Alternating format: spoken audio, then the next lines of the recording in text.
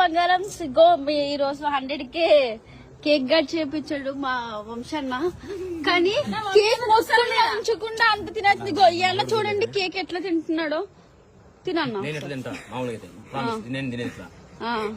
Influencers creators వాళ్ళ 10,000 అవుతున్నారు recent గా ఇన్స్టాగ్రామ్ లో. వాళ్ళు మాడతా కేక్ ఎవరు చిట్టి తింటారా? ఓకే ఓకే చిట్టి వీడియోలో చూసుకుని పెట్టావు. చిట్టి తింటారు.